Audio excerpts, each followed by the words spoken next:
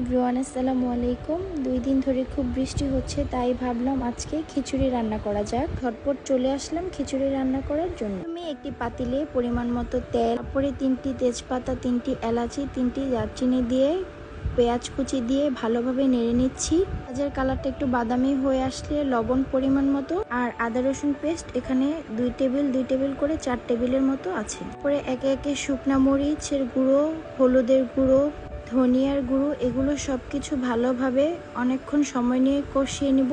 যখন উপরে তেল ভেসে উঠবে তখন কিছু আলু দিয়ে দিয়েছি। আমি ধুয়ে রেখেছিলাম চাল ডাল, এখন এগুলোকে ভালোভাবে কষিয়ে নেব। ভালোভাবে কষিয়ে নিলে ফ্লেভারটাও খুব ভালো আসে। পাতলা খিচুড়ি হবে তাই আমি পরিমাণ মতো পানি দিয়ে নিয়েছি। আগে থেকে রান্না করা গরুর মাংসগুলো এখন দিয়ে নিব।